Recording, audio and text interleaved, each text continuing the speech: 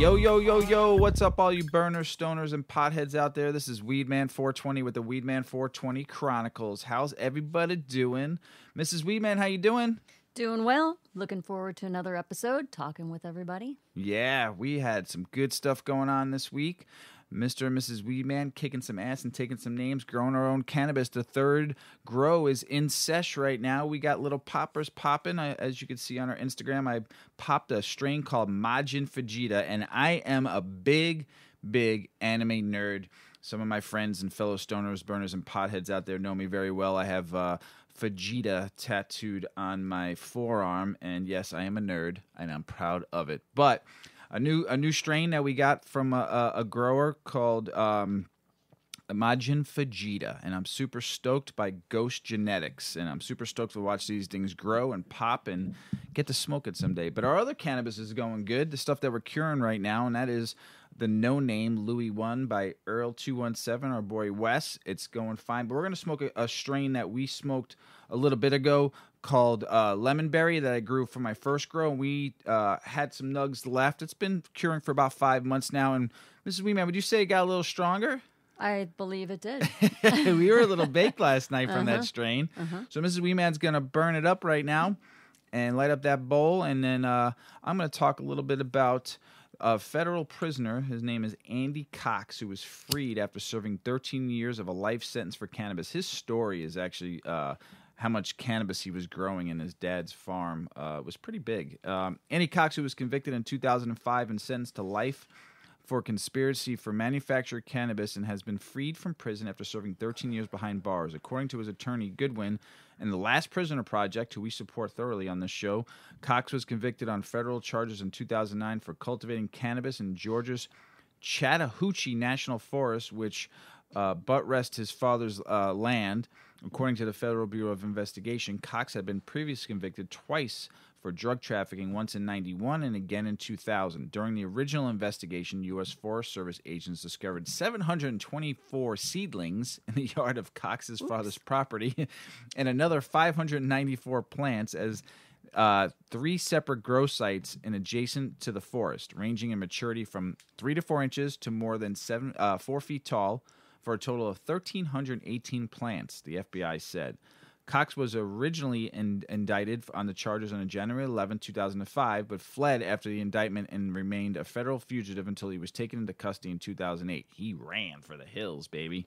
Goodwin brought Cox's motion under the 2018 First Step Act, arguing that the coronavirus pandemic presented an extraordinary and compelling basis for the release of Cox's age and health, which made him susceptible to COVID-19. The attorneys argued that the life sentence was handed down under an outdated sentencing regime that imposed mandatory minimums no longer in place, and that his crime of cannabis cultivation is now legal in many states. Sarah Gerstein, executive director of the General Counsel of Last Prisoner Project, said the organization is thrilled and the efforts of Goodwin, which have allowed Andy to reconnect with his family after serving 13 years of an unjust sentence. Goodwin previously worked with the Last Prisoner Project to secure the release of Fai Long Chong in September of 2020. Chong had served 5 years of 87-month sentence for nonviolent cannabis and money laundering charges. So, Last Prisoner Project coming big again, getting another nonviolent cannabis crime victim freed, and that's pretty big, I would say. Good luck, Mr. Cox, and not related to any Dewey Cox, but Andy Cox. You're a free man. Go enjoy your life, and hopefully you get to smoke some legal cannabis now. Maybe have some fun doing it. So another big thing, some industry news. Cresco Labs, they're located out of Joliet, Illinois, expanded to Florida through acquisitions of Bulma Wellness, Inc. So Chicago-based Cresco Labs are growing now, probably one of the largest, or if not the largest, cannabis company in the United States, and they are set their sights on Bulma, which is a wellness under its operating subsidiary One Plant Florida, has 7 strategically located dispensaries with 8 more locations under the legal control and plan to open. One Plant stores rank second highest per store in sales of smokable flower in Florida, and then one plant stores derive 15% of revenue from home delivery, among the highest in Florida. They have a 54,000 square foot cultivation space, which planned for expansions of cultivation capacity, processing lab, and edible kitchen. One plant dispensaries act as a delivery hub, supporting the fleet of 15 delivery vehicles, offering 24 to 48 hours statewide service. Man, that's awesome. Did you say 54,000 square feet? Yep. Wow. Yeah, huge. And then some of the highlights in Florida: third most populous state in the U.S. with 21.7 million people. Second largest growth of state residents in the U.S. They have over 450,000 registered patients in the medical program. Wow. That's huge. That's big. Because it's not recreational there yet, though. So there's a lot of patients, which is good for the medical. Regulatory environment that offers a margin profile through forced vertical integration that is immediately assertive to Cresco Labs' overall business. I would say so. Significant future growth potential once adult use or wholesale sales are introduced. So, good for Cresco. Getting in another market. They're a big player here in the industry. I have stock in them, so keep on raising that stock on me, which is great. So good for Cresco and Bulma getting out and maybe still staying partners with Cresco, but good for them. I'm proud of being an Illinois company and growing, and I think it's like the 14th state now or 15 states, so that's huge. So, hey, everybody, I'm going to smoke while Mrs. Weeman takes us on a little bit of a journey. A couple episodes ago, she said she was going to do some investigating on what I had talked about being over 50 years of doing cannabis work, and that is under the University of Mississippi, and the only legal federal grow opt in all of the country. And Mrs. Weeman's going to take it away on this one. So go ahead. You did your research. No, not yet. I should be though. You better start smoking. I know. I get better as I smoke. Mrs. Weedman? Yes. Take this away. Your investigative reporting going on right now. So like Mr. Weedman was trying to say, maybe he'll get it out after he smokes this nice little rip here. He a few episodes ago he brought up the that the feds research cannabis, and I was like, wait, what? The feds research cannabis? He's like, yeah, for 50 years. I'm like, bullshit. No way. They do not. Well, they do. So the program, as Mr. Weedman said, runs out of the University of Mississippi. It's actually 52 years old right now. It is through the Research Institute of Pharmaceutical Sciences at the University of Mississippi School of Pharmacy. They were awarded a competitive contract from the government to grow marijuana. Yes, I'm going to say that a lot. Marijuana. This is an old federally regulated program, so marijuana is what they call it. So they won the contract at University of Mississippi to grow the marijuana that could be standardized for research. Interest in marijuana research had grown throughout the late 60s, and the government wanted to study the effects of cannabis on the brain and the body. To do that, it needed a source of certifiable plant material that was responsibly grown and harvested. Dr. Coy Waller, who would later become a leading force of the university's marijuana project, was serving on a committee of the National Institute of Mental Health and recommended to the organization that a program be created to provide the standardized marijuana to the government. After an open competition among institutions across the country, the University of Mississippi won the first contract in the spring of 1968 to be the government's provider of marijuana for research purposes. Later that summer, Ole Miss researchers grew the first crop of legal research marijuana in the country. Pretty cool. Ooh. Beginning the research project that has lasted over a half century. That's so cool. The marijuana project is under the supervision of the National Institute on Drug Abuse, or NIDA. NIDA? I'm going to call it NIDA. So the National Institute on Drug Abuse supervises the marijuana project at the university. Its longevity is a result of decades of fine-tuning the operation and tough competition for the contract, for which competes every 3 to 5 years. So they're not guaranteed that this continues with them. Yeah. The University of Mississippi applies for the contract just like everyone else, said El Solhi, the director of marijuana project and professor of pharmaceutics in the School of Pharmacy. Our research capability, our expertise, our knowledge in the areas of cannabis chemistry and production, our personnel and facilities, everything is in place to make us very competitive. Since El Soli joined the project as a postdoctoral fellow in 1975, the marijuana operation has expanded. Security has increased, and the project has been registered with the FDA as a drug manufacturer. I bet security's increased. Yeah. Meaning that everything they do must comply with FDA's good manufacturing practices. The Marijuana Project is part of the National Center for Natural Products Research, which is housed within the School of Pharmacy at the University of Mississippi. That's deep. Yeah. Whew. Ikhlas Khan, you know, like your breathing changes a little bit when you smoke. Yeah. I'm like winded. I feel like I'm on a race when I'm going through this article. Don't mind me. So anyway, Marijuana Project works through the National Center for Natural Products Research, which is housed within the School of Pharmacy, which is within the University of Mississippi. Is it underground Got in the that? basement? Yeah, Locked it's like that many layers down below. They're growing weed down below. So Ikhlas Khan is the program director, and he said, "We are very proud of our contribution toward the science and understanding of the cannabis chemistry, pharmacology, and product development over the last 50 years. Since the university produces marijuana based on what researchers request from NIDA's drug supply program, it grows marijuana in a variety of chemical makeups. Recently, it has begun creating marijuana products for research, such as extracts rich in THC and CBD. For the 2019 growing season, NIDA has exercised the option in its contract to grow marijuana in about half of the university's marijuana field, which consists of roughly 12 acres of heavily secured land. For the past several years, the project was able to fulfill NIDA's demand for smaller amounts of plant material by growing in its 1,100 square foot indoor grow room. So they got outdoor and indoor, Yeah, huh? but they haven't been growing outdoor since 2014. Gotcha. And now they're going big. So, right? The exact amount to be grown is not yet finalized, said the co-director of the project. However, the crop is planted based on the exercised option.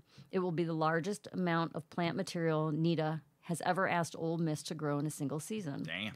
This is probably because of the research community's increased interest in CBD oil and CBD-rich cannabis varieties, and they anticipate that the majority of the upcoming crop is going to have high-level CBD.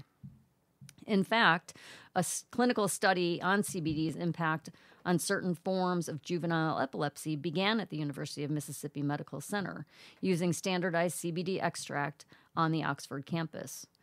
I truly believe that this CBD extract study will serve as a model for researchers across the country, El Soli said.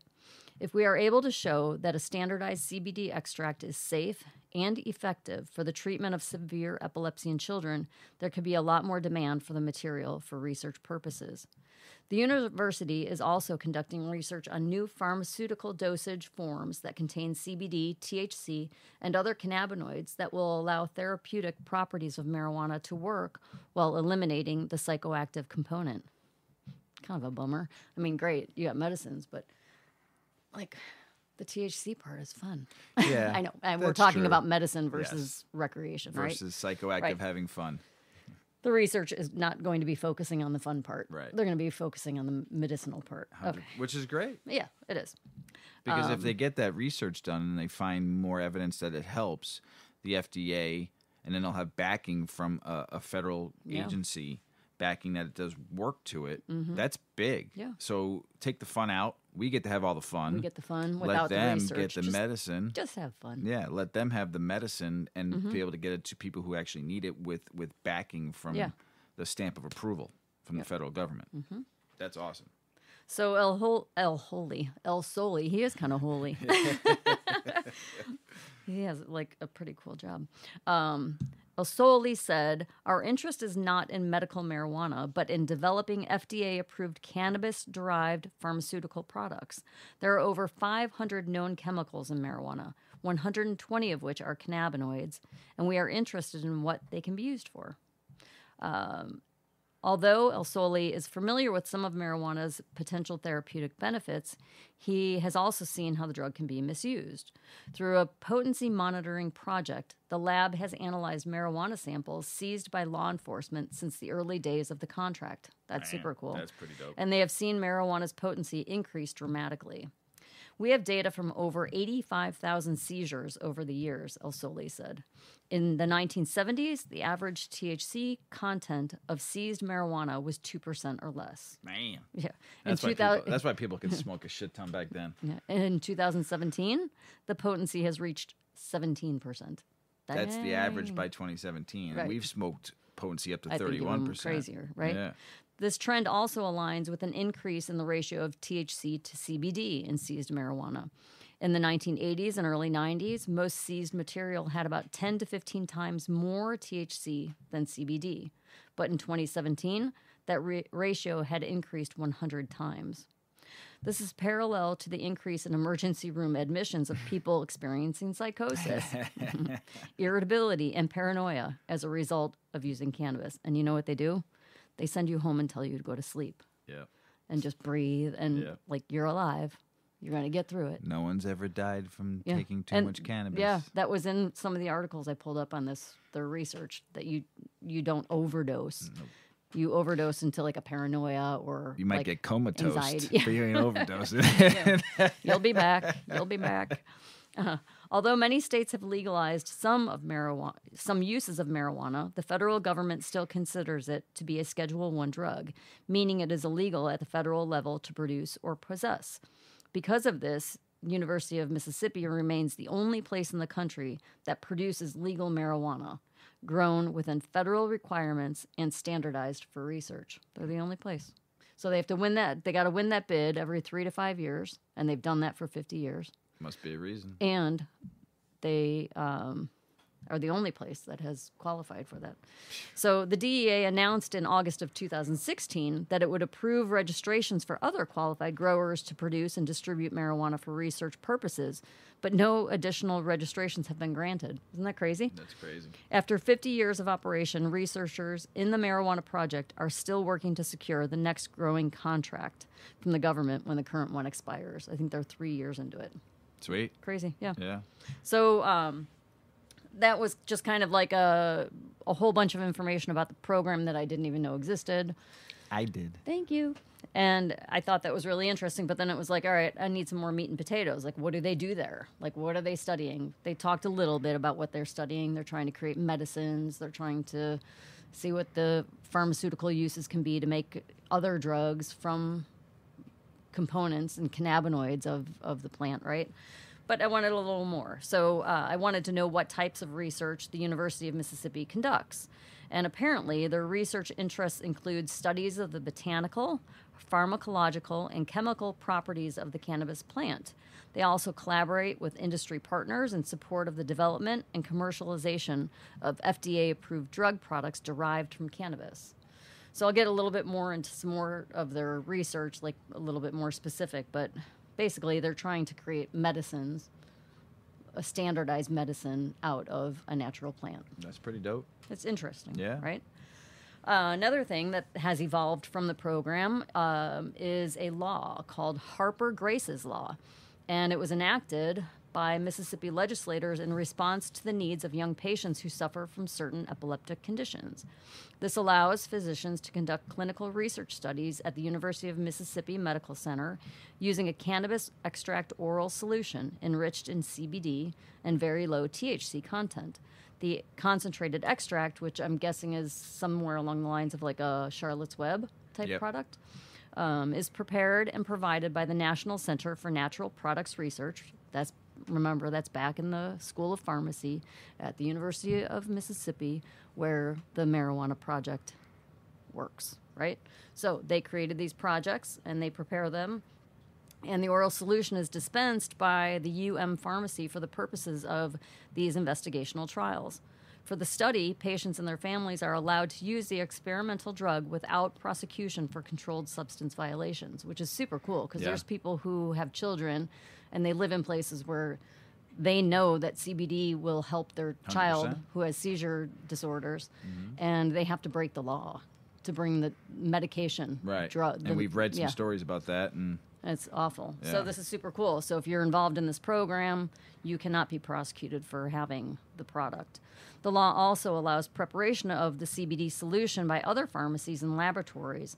So I wonder if they could do that in different states, so that people with seizure disorders, even if they're not a medical state, Right. they could potentially get the Yeah. pharmacy, like the drug from the pharmacy. There's people that get they call them marijuana cigarettes, but they get packaged by the federal government from the school of Mississippi, and it gets sent to them. There's only For 5 on the research. list. No, it's to help. They have this ailment that they got federal approval. Oh, that might be covered here. Sweet. Yeah. So anyway, this is pretty cool, and the Harper Grace's law expires July 1st of 2021, but I would imagine they're already fighting to Yeah. renew that, Most right? definitely, yep. Yeah. And how about the Farm Bill? So in 2018, there was a farm bill that was passed to allow farmers to grow hemp in the U.S. The hemp has to have less than 0.3% THC to be considered hemp, not cannabis. And so, how does that play into this program? Hey, if the Farm Bill allows farmers to grow hemp, they can create CBD there. How does that challenge what they're doing in this program? But it just kind of goes back to the fact that the University of Mississippi is the only federally legal grow, and everything is so incredibly controlled there that it's not really going to affect the work that they do. Right. So, and if anything, maybe they can grow more hemp or study more because they're going to have all these variances with different farmers growing the product, right? 12,000 acres, would you say? Yeah, but then if other farmers are allowed to grow it too, and they bring their cannabis in for purposes of research, they can compare all these strains. And I don't know, what do I know? Science. Yeah, I'm not a scientist. So once again, the university program is the only legal cannabis grower in the U.S. So all of those cultivation centers, they're just not. They're state approved, They're but not state approved. federally approved. They're passing all sorts of law. They're covering themselves. They're completely legal, but at a federal level, they could be raided or stopped at any at any time. Absolutely. Under the 1961 International Single Convention on Narcotic Drugs and the 1970 Controlled Substances Act. That was a big one. The federal government is the single agent allowed to provide cannabis for research. As part of their contract, the University of Mississippi holds a DEA Schedule I bulk manufacturer registration to cultivate plants for this purpose. In 2016, the DEA announced a new interpretation of the single convention to allow other growers. And once again, they opened it up, and as of July of 2017, they still don't know of any approved additional growers. So it's still just the project at the university. So we did talk about a little bit their land.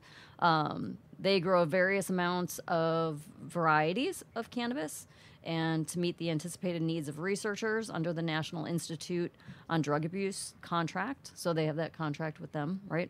And the NIDA helps them decide what they're going to study and what they're going to research. So then they decide what strains they're going to grow, right?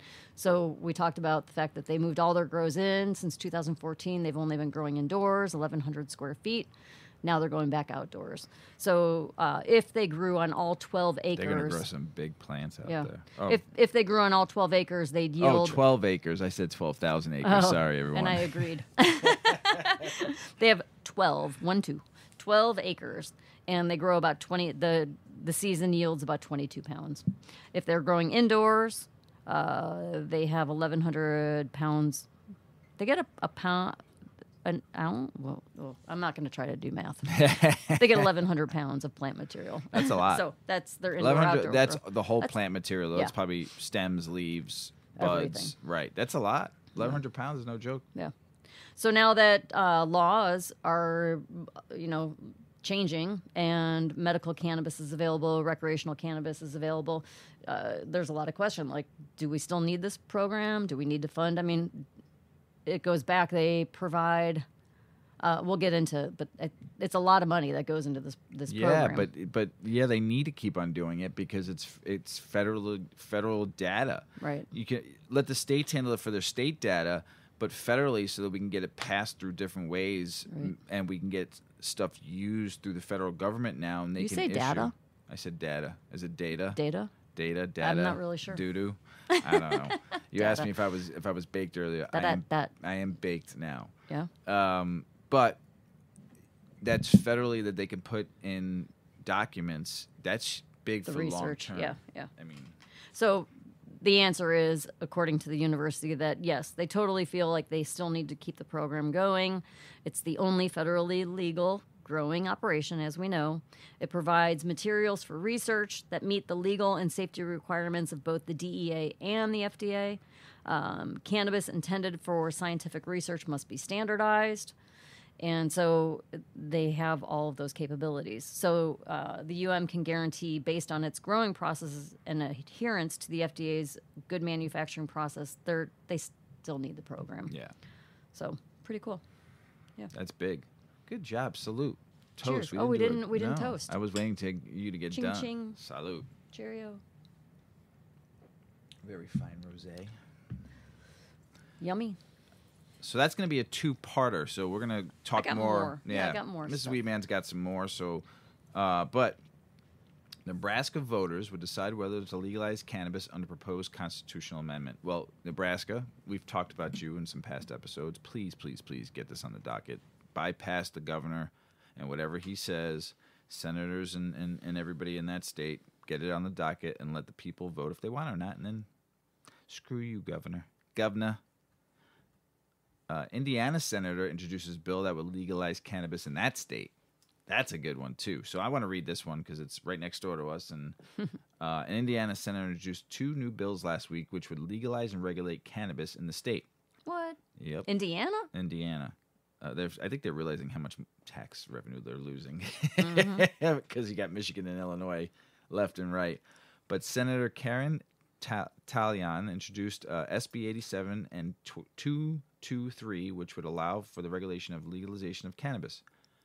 SB 87 would establish a cannabis compliance commission to regulate all forms of legal cannabis in Indiana, including industrial hemp and low THC hemp extract. Currently in Indiana, a person can be charged with possession of cannabis for having any amount of the item. SB 223 would raise the amount of 2 ounces in order for a person to be charged. Oh, that's cool. It would also repeal the offense as a level 6 felony. Jeez. Arrests for cannabis possession made up of 45% of all drug arrests from 2010 to 2018 in Indiana. Contextually, black Hoosiers are 3.5 times more to be arrested for the possession of cannabis. Our neighboring states have made efforts to address unjust cannabis laws, and it's time to do the same, said the senator. That's pretty awesome, Indiana. Hopefully you do it, because I don't like driving from Illinois through Indiana to go to Michigan with cannabis in my car. So going through your state. Change your laws, would Yes, you? yes. Make it a little easier on us. Yes. Virginia saying they're throwing the Senate holds first cannabis legalization hearing with more scheduled next week. They want to be one of the largest state producers and largest. They're feeling big, strong in Virginia. So nice job there. New York governor presses again for legalizing recreational cannabis. And why he truly wants this, because he sees the multi-billion-dollar deficit budget that New York has right now, and sees that as like tax revenue for helping the state get through these budget crises that they're having right now. So it can generate more than $300 million in annual tax revenue when fully implemented. That's pretty good, Cuomo. Mm-hmm. I understand why you want to do it. Well, put it on the docket. Big numbers here in Colorado. Cannabis sales exceeded $2 billion in 2020. Woo! Big deal right there. That's not a very big state. I mean, they've got a lot of open land. No, yeah, right? but It's the populace-wise, What not is at it? all. like I 6 think it million people or something. was something like that. I can't remember. We didn't mention their number on one of the shows, but in November, the cannabis sales in Colorado in November pushed the industry annual revenue over $2 billion for the first time since cannabis was legalized recreational use in 2012. That is big. Mm-hmm. The state collected about $32 million in taxes and fees from cannabis sales just in November alone. $32 million. Shoo. Man, that's big. Well, hopefully it's going to good good Yeah, things, good programs, Yeah, some of the stuff we've read about Colorado and what they're doing with their tax dollars is pretty big. updating things within their infrastructure. Infrastructure is It's not a very old city, Denver, is it? No, I mean, I'm sure they have bridges to fix. yes. I mean, all roads need to be fixed. Mrs. Weedman's baked. Just flowing, and she's still got a couple more parts to talk about shortly. So. At least a bridge or two. We got some rivers. Yep. Oh, I went freaking whitewater rafting with my dad when I was a kid on the Colorado River. Yep. We were in Steamboat. My sister and my mom got to go shopping, and me and my dad went whitewater rafting. And I'll tell you what, it's not what I thought it was going to be. Would you do it again? Whew. No, that was like white freaking knuckles. I thought the whole time I was going to die. That shit was crazy. All right, when we get up to the top, we're going to put the raft out in the water and you're going to straddle the edge of the raft. I was like, wait, what the fuck did you just say? We're not sitting in the raft? No, because then you could die. Oh, wait, what? God, I was like 10. You were 10. I sliced open the lady behind me. I sliced open her knee because I was rowing like a lunatic, like, oh my God, oh my God, oh my God. And I whacked her knee and it was traumatic. Shit. All right, sorry. That's all right. We can go back to, what were we talking about? We're going to talk about Oregon cannabis sales soared in 2020. We're done with Colorado. We're done with Colorado. Sorry. They soared, topping $1 billion. Oregon recreational cannabis sales soared in 2020, peaking during a challenging summer and COVID. The Oregon Live reports the result was recorded a year of business for the sale of cannabis purveyors based on data from the Oregon Liquor Control Commission, which oversees cannabis sales. Total cannabis sales in Oregon jumped from $795 million in 2019 to more than $1 billion for the year. State tax revenue from cannabis sales in 2020 will exceed $150 million. For $1 billion in sales, that's pretty good tax money. Mm-hmm. You know, programs, schools, fix the roads. How many bridges they got? One or two. USDA releases final rule for hemp 2 years after crop was federally legalized. The U.S. Department of Agriculture on Friday announced that it has finalized federal regulation for hemp. They didn't move very fast if it took them 2 years to finalize it. Industry stakeholders say they are encouraged by improvements from internal interim rules, but see room for additional changes, which they hope will come about under the incoming Biden administration. This comes 2 years after the crop was federally legalized through the 2018 Farm Bill, which required USDA to develop rules for industrial hemp programs. Since then, the department has released various proposals, solicited public input, and included hemp in the several government programs, such as those allowing for crop insurance. Help those farmers out. The new final rule is set to be published in Federal Registry on Tuesday and will take effect March 22nd. Pretty cool. Early versions of this. Did you say crop insurance? Yeah. So do you think they have insurance? Like if they don't yield what they're supposed to, they have like floods, bugs, stuff that happens. You could have a really bad crop one year and farmers don't make that. I mean, they make money, but they don't make enough to if you get a bad crop, that's your profit for the year. Yeah. And if you have bank loans, profit and loss. So they just have boom. Yep. So, hemp processors will have additional flexibility when it comes to THC negligence standards that would require disposal of the crop if exceeded. Hemp is defined under the federal statute as containing no more than 0.3%, and now it can reach 1% rather than 0.5% without necessitating eradication. That's cool. So it could be 1%. Sweet. The USDA maintained a requirement that hemp be tested only at labs certified by the Drug Enforcement Administration, okay? But it is delaying enforcement of that rule until December 31st of 2022. Okay, so you got a couple of years. The window for required sampling of hemp plants was extended from 15 to 30 days, which businesses will say will prevent backlogs in testing. The agency is still requiring pre-harvest samples to come from cannabis flower rather than the whole plant, but it will allow those samples to be taken from 5 to 8 inches from the stem. So you'll get different, probably, content of CBD content in that versus the top to the bottom. And you might get a little bit more THC at the top if there's any in there. So you may get 1% at the top and 0.3 at the bottom, so they still might be able to not have to eradicate the plant. USDA is still mandating the hemp must be tested for total THC content rather than Delta-9 THC alone, as stakeholders requested.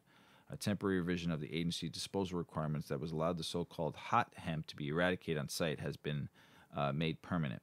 Instead of relying on strict federal sampling requirements, the rule provides for performance-based sampling.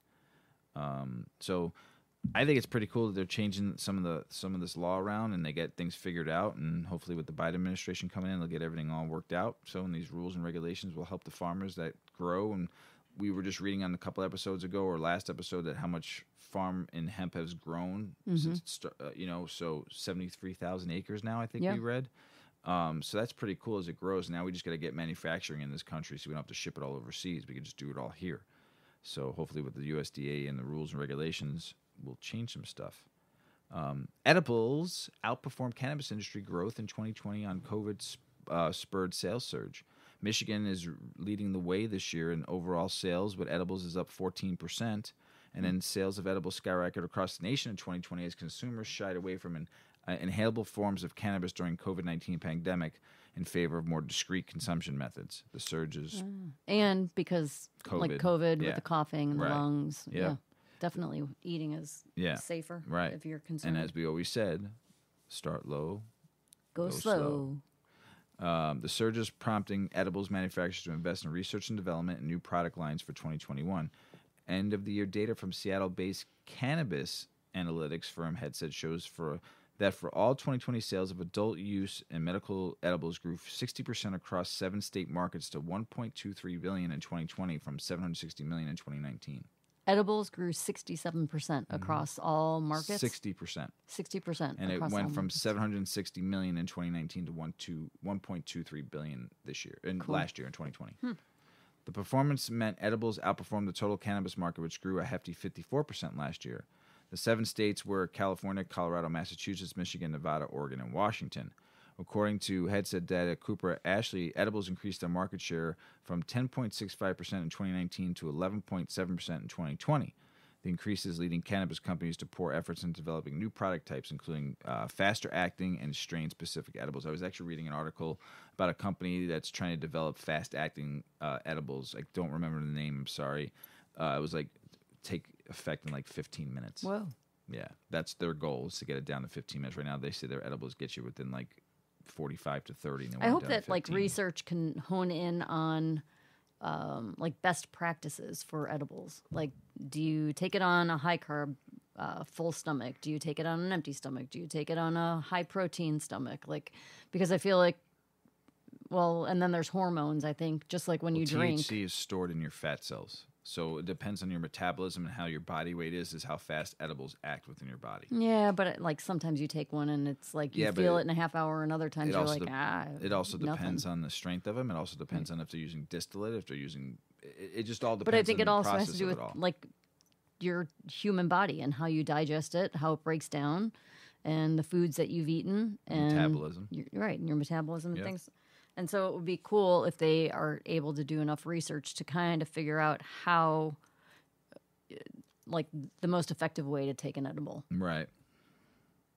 You know, like we've taken the same edible one night, we take it, and a half hour later, we're like, "Woo, this is fun." But sometimes we've eaten pizza, right? Like a pound of it before we ate the edible, and it kind of that's what I'm saying, right? And then the next night you take it, and you're like, "I'm not feeling anything." Right. Right. So yeah, it just people have to understand that we've talked about edibles a lot on this show, how to take them. I love them. Yeah, we love edibles. Right. So that's probably the reason why I still go to the dispensaries to buy different styles of edibles. So I probably prefer the high of an edible and the feeling of an edible because it's like just straight across, and it lasts. It just long lasts time. a long time, and you feel the fun of it and the benefits of it, or if it's not the fun, if it's the relaxed, you feel that for a longer amount of time. 100%.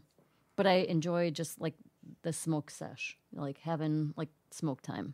Yeah. But I'm not a smoker, so But you love shouldn't really smoking be joints. But I like a joint or I like a your bowl. Yeah. You don't like bongs. No. No, but you Can't like master bowls that, and right. you like joints. But I love an edible, but we like do. I day to love day.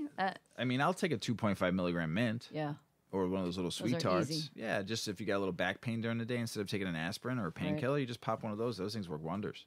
And it's also so low dose, you're not going to get really that much psychoactive high. Right. From the low dose. Right. So, new buyers that took over see overwhelming large opportunity in bringing new consumers to cannabis for the first time. He noted an alternative form of consumption, such as edibles, was a good way to attract newbies. Totally. Everybody that says they want to try it, I want Yeah. to eat, I want to have edibles. So cannabis is not new to consumers. He said they if they want to be smoking cannabis, they probably would be. And most people, I like smoking. I do like an edible too, but at night when I like a smoke. yeah. And we like all different types of THC doses in our smoke. So I mean, I've smoked, like I've always said, 14% it's got me baked, and to 31% it got me really high. But it also determines what the terpenes and stuff that's in there also. So experienced users, mature consumers are moving away from inhalable products to edibles is another reason the market growth. And this is from Guy Rocourt, Chief Product Officer out in California. Cannabis consumers are familiar with the effects of THC from smoking flower or taking tinctures are eventually progressing to edibles, he said. People have had their first conversation, and now they can go and take a 5-milligram gummy. Data from Headset backs up that Michigan last year, edible sales of both recreational and medical products grew in market share 14.4% to 16.5%, which is or 14% increase is what they're saying here. Certain strains of cannabis, for example, pair well with flavors such as milk chocolate. We are trying to create cannabis edibles that highlight cannabis. So the company is also investing in how certain components of edibles, such as sugary in a gummy, will speed up, slow down the effect on the consumer. Pandemic reasons, people increased their edible sales because they didn't want to smoke as much because COVID affects the lungs. And they're saying after COVID, people are still going to gather edibles. And then looking ahead, out in Vegas, new cannabis consumers are buying edibles like crazy. He sees legacy cannabis users are the market for inhalables, not edibles. New users who are already very familiar with high-end products in the categories like food are looking for the same thing in edibles. I mean, I like gummies. I like every edible, though. I mean, I'm just not stuck on gummies. I mean, I like gummies, of course, but who doesn't like a good sour gummy? Which you found a good sour candy. Oh, the one in Oregon or in Washington? Yes, that was a good one, too. Gosh.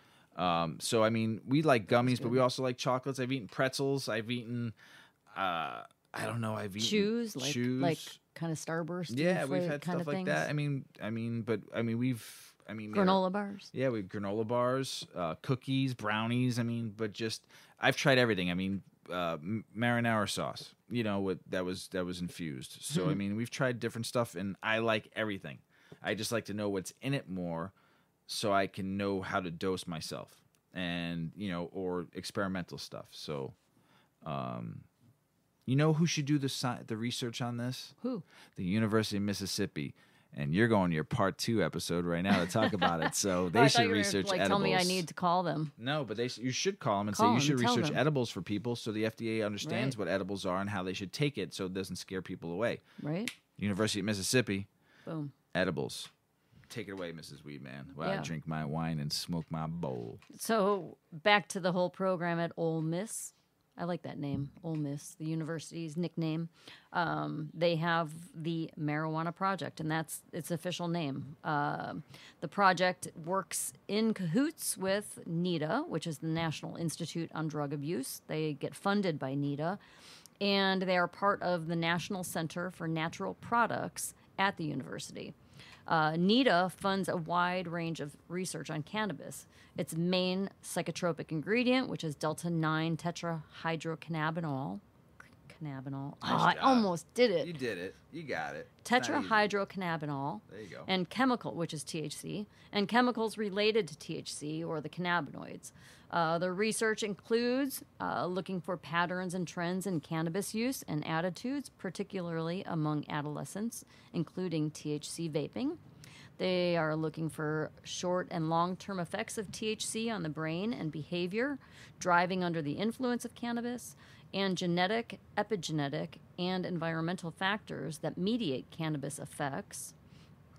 Long-term effects of prenatal and adolescent cannabis exposure on brain development and impact assessments of prevention programs on cannabis use. So take note of that one because I'm going to elaborate on that. Screening and brief assessments for cannabis use disorder, which I had to look up. And so the cannabis use disorder, which is obviously an aged term or an aged disorder, captures the possibility that people can be negatively impacted by their marijuana use without necessarily being addicted. I think that will be an expanded upon topic right? I mean, I suppose there can still be a cannabis use disorder, but the important thing is that it happens without being addicted to it. But maybe you abuse it. I don't know. Anyway. Well, that's what they're saying. That's what they're saying. Right. So, again, this We're not program saying started in the 60s, right? Right. So they thought this was what was that term? Reefer madness. Yes. And yeah, I mean, like they were afraid of it. They thought it was awful. And They thought you put would it on the have Schedule sex 1. with cats when Ew. you were on reefer back in the 30s. Come on. What else did they think? You would chase You had you would chase the pussy around. Oh my gosh. All right, back on track. Other things they're studying are medications, health and behavior treatments for cannabis use disorder. So back to that whole topic. Functions of the brain's endocannabinoid system, because remember, cannabinoids are part of the cannabis plant. And guess what? We humans have an endocannabinoid system. Dun, da, da.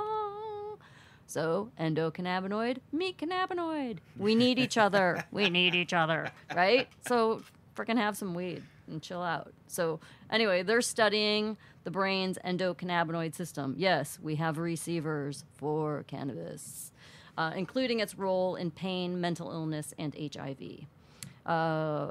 They are researching potential therapeutic uses of THC and other cannabinoids in treatments of pain, HIV, addiction, and other conditions. And they're looking at the social, behavioral, and public health and safety impacts of policy changes related to cannabis, i.e., medical marijuana and recreational legalization.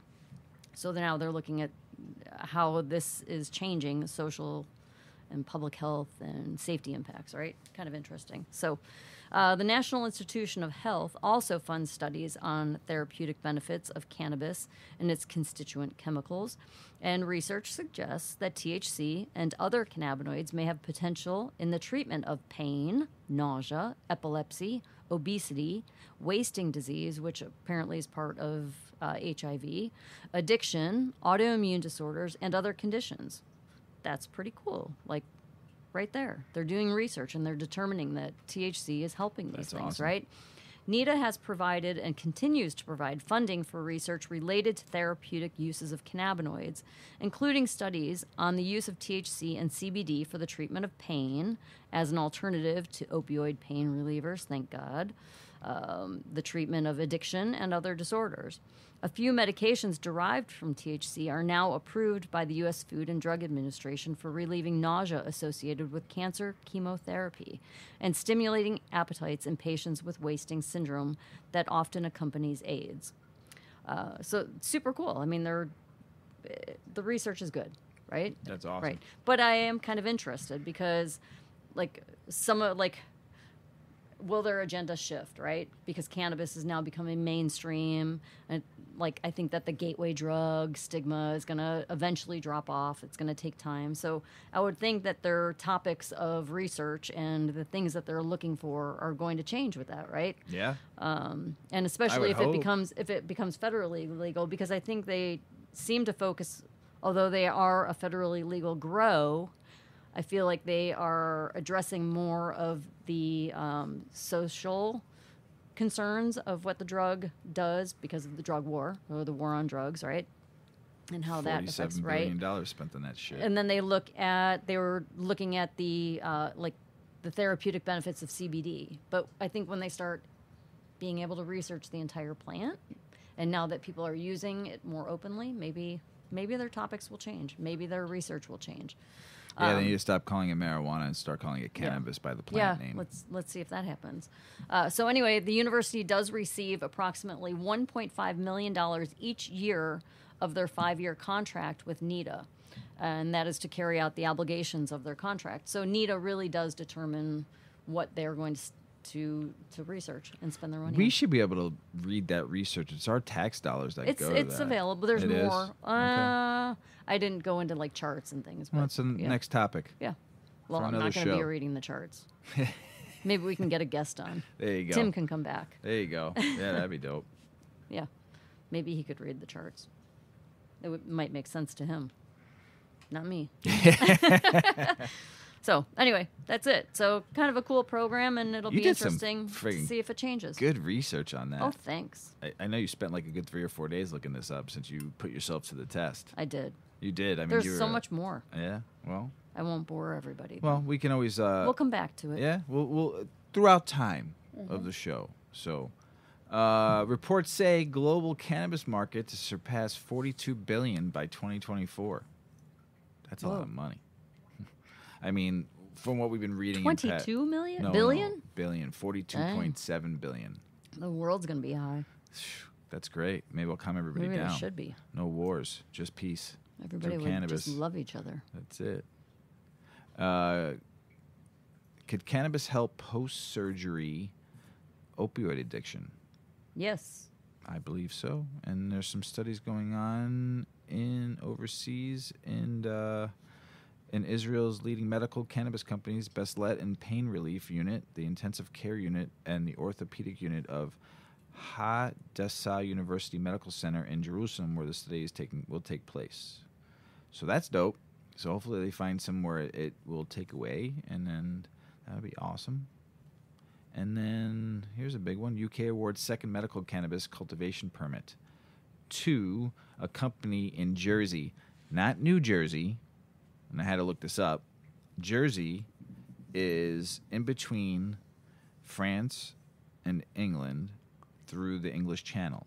It's the largest channel island, and they have the second cultivating permit for the United Kingdom. And the company is called Northern Leaf. Where are they? In Jersey, but not New Jersey. Jersey. It's the largest channel. island in the that's English why Channel. I was so confused. I knew. That's why I I was went to trying another tell you. planet. I looked it I up. was like, what is he talking about? That's what I was trying to explain because I had to Like, look it up. how? What? So anyway, So I'm so happy. that's that I okay. asked. They're planning to See, supply. sometimes you just have to ask. That's it. You had to ask. No question is a stupid question. None. Just stupid answers. Well, there can be stupid questions. No. There really are. I Yeah, know, there but are. sometimes people have questions. It could be a good question or a bad question. No stupid questions. There's good questions and bad questions. No stupid questions. Just stupid answers. No, I disagree. Get back to your island. Jersey is going to be planning to supply THC cannabis to the UK, Germany, Denmark, Spain, Portugal. The first shipment grown in their 75,000 square foot greenhouse. It's probably bigger than the whole island.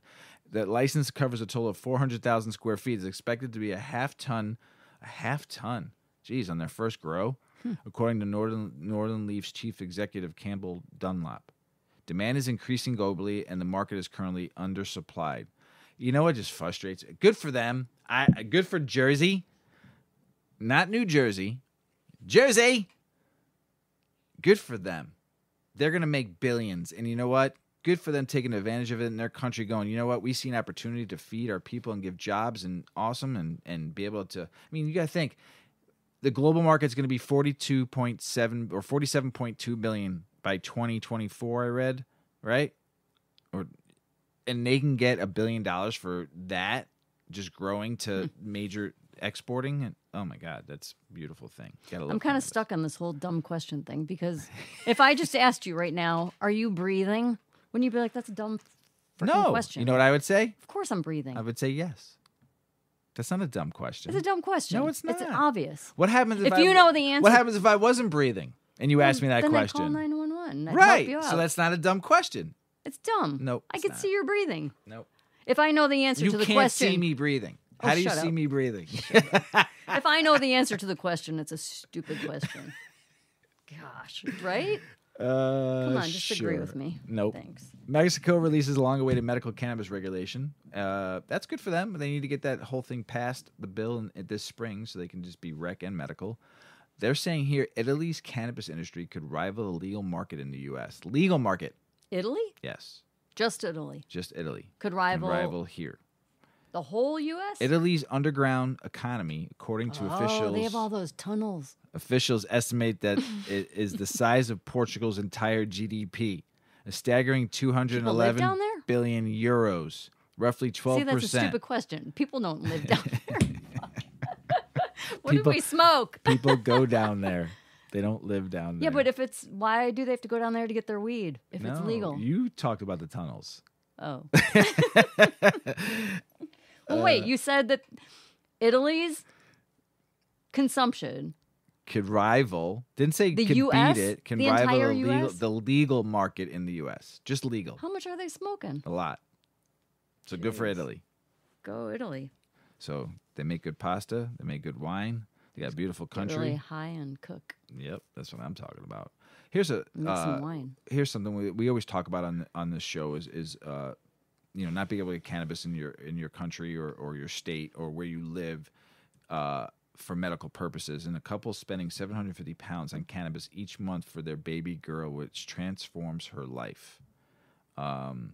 We talked about on the last episode the movie that we watched last weekend, Little But Fierce, talks about, and if you haven't watched it yet, you should. We're actually going to have the writer and director of this documentary on the show in a couple weeks. And but this is what saddens me: a Somerset couple have to spend 750 pounds every month on medical cannabis for their baby. Clover Carkeet, who is nearing her second birthday, has epilepsy and was prescribed medical cannabis by a private doctor. Since then, she's gone from having hundreds of seizures every week to experiencing just 3. Her parents, Emily and Spencer, live in Fram and currently import Better Light cannabis oil from the Netherlands. So they also have to import it too and spend £750 a month. Wow. Should be free. It changes all the time. We're constantly tweaking her dose to find the best seizure control for her, but it will get more and more and more as she gets bigger. You pay for your medication as the child increases in weight. Some families they know are almost paying £250 a month. It's shocking the amount of money. That Epidiolex that's here in the United States is something like $32,000 a year or some shit like that as prescription for that, and that's like a CBD, the pure form extract of CBD made medically. So, and that's actually And then by the insurance FDA. doesn't cover it Insurance because doesn't cover it.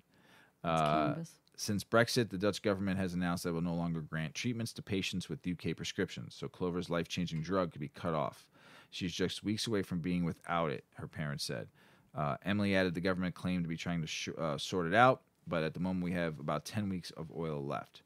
We are waiting for shipments to come in that would last us another 3 months, but we don't know when it will arrive. We know of 42 children that take Bertolite, and they are at risk. It's not easy to change oils. They're all completely different. There's hundreds of compounds. One strain may work for one child. The other can completely be useless. It's dangerous and life-threatening. Doctors... So like University of Mississippi is standardizing and making a pharmaceutical grade CBD extract. That's what they're working with. Right, but this is overseas, and they Yeah. can get their medicine. They're spending a lot of money for it, but now because of Brexit and all that stuff, these families might not be able to get their medicine for their kids. That's sad. Yeah. So if you're listening to this out there over in the UK, all my stoners, burners, and potheads out there in the UK, this is what matters. And if getting you've- medicine to people. Yeah, and if you've never seen a video or a documentary about somebody who integrates cannabis or CBD into their healthcare when they have, oh my gosh, I'm at such a loss of words right now. All right, someone has epilepsy and they use CBD products, right? If you see a documentary about that and you see them in their natural state without CBD, and then you see them with CBD, what research needs to be done. Oh, yeah. I mean, get this stuff into these people's hands. Yep. It's life changing. Yep. Absolutely. I don't want to life-changing. ruin the movie that we just talked about, Yeah. a little bit fierce, but we've watched the Charlotte Figge documentary, and that poor girl was having 300 seizures a day, and a week to go down to maybe one a day.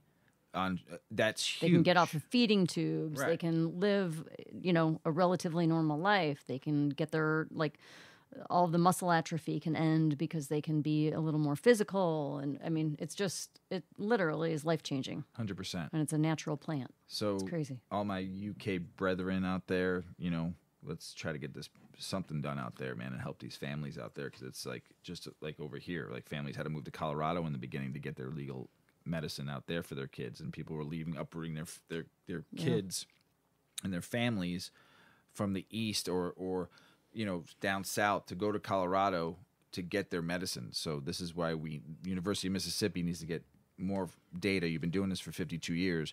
Get the data to the FDA, and let's get stuff approved federally once it goes federally legal, hopefully with this next 4 years. There were a couple episodes on Vice Oh, yeah. on one of the programs about families who were Weed like a Kit. Weed a Kit too. Yeah. Some good. That was a Netflix. about families yeah. just uprooting so Yeah. that they can get to states where it's Weed a Kit legal. was Vice, wasn't it? That was on That Vice was on channel. Vice, Yeah, but- yeah. So, so I've only been to a nail salon once in my whole entire life, and I got my toenails done. It was very, very pleasant, by the way. I was really weirded out by it, but it was pleasant. You know what would have been more pleasant, though? If we could have smoked a big fat joint while we were getting our toes done. Could you imagine that? That'd be dope. That'd be crazy. That'd be awesome. Right. Well, in Oklahoma, there's a nail salon that is offering a unique salon experience. In Tulsa, the owner of a local nail salon is hoping to offer her customers a unique and relaxing experience. And she, Elizabeth Brown, the owner of Hybrid Nail Salon, says her customers aren't just able to access Netflix or the pool table in their main room, but they can also bring in their medical cannabis. Brown said they can bring in their vapes, bong, hookahs, bowls, edibles, whatever. It's all welcome Man, here. I like know, this place. Right. She opened the business back in May during the pandemic, and it was a slow start, but her business has gained attention from across the country, especially on social media. She said, I had a feeling that it would spark a lot of interest because cannabis is so big right now. She said she's always had an interest in being a nail technician, but wanted to offer something different and unique. I wanted it to be very friendly and welcoming. I didn't want my clients to feel like they have to rush to get out of their seat. She says starting her own business during a pandemic was not easy. She used her stimulus paycheck and even sold her car to keep the business functioning. It's been tough, she said, but I'm still going to fight because I feel like there needs to be other businesses like this. And the longer I can stay open, the more likely other people will feel like they can too. So Sweet. good for you, Elizabeth Brown. That's awesome.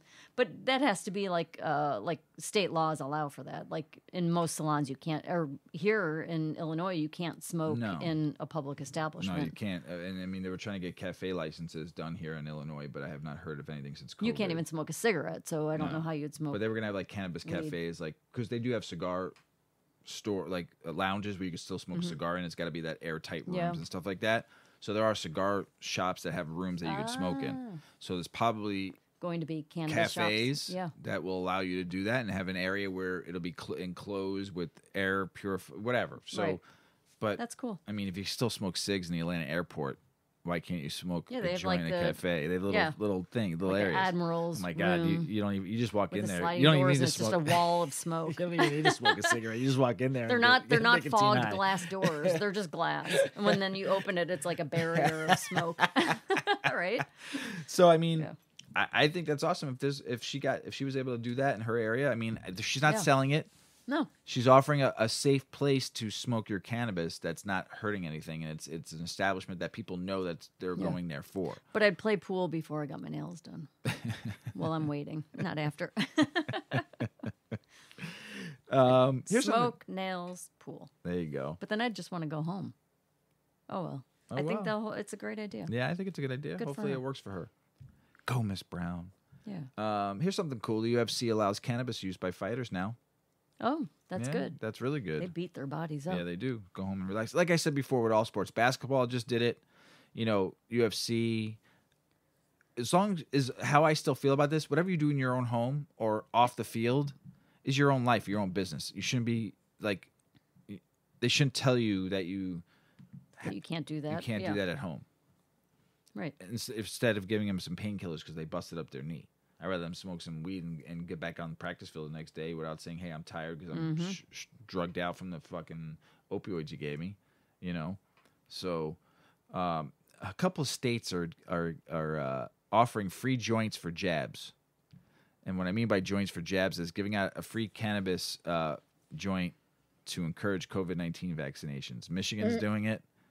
And Washington, D.C. And I think there's some more states doing it, but those are the two. Do you get the that- joint before the vaccine or after? Probably after. You probably Oh. get stuck, walk out. Here's You your free get a joint. joint. Here's your free joint. Here's your free joint. I think that's pretty That's cool. cool. Yeah. Why not? Yeah. I like the name. That's pretty generous, actually. A joint. Well, it's for- probably a little like A half little- gram yeah. joint, you know. But I like the name Joints for Jabs. Joints for joy. That's funny. And you know how I feel about shots, so I wouldn't, I wouldn't mind getting a little bit of a jab to get baked afterwards. So, one last thing, many people out there are coping with stress right now and emotional states. It's been a rough year. I know we're in 2021 and didn't start so great. But 2020 was a rough year for a lot of people. And if you're still in this emotional state, you're still coping with stress, loss of job, family, somebody in your family passed away because of COVID, or just in general, and you're just feeling sad right now and you maybe haven't tried cannabis, or maybe you haven't used cannabis in years and you're looking for something else besides alcohol or painkillers or Valium or whatever, and you're looking to try cannabis and you want to learn about it, there's plenty of websites and there's plenty of experienced cannabis users out there that can maybe help you with a strain maybe that might work for them, because they take cannabis for stress. So don't be afraid to talk to people that you may or may not know use cannabis. If you know they use cannabis, ask them why they use cannabis. And if it's to cope with anxiety or cope with stress, help them go to sleep at night, ask them what they use. They use edibles, tinctures, do you use concentrates, or do you smoke flower?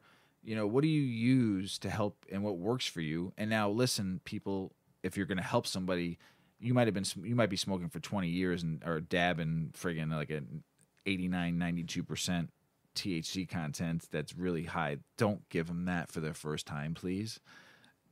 Give them a nug and let them know what it is. It's, hey, this is like 22%. It's an indica dominant strain. It's got these terpenes in there. It'll make you real mellow.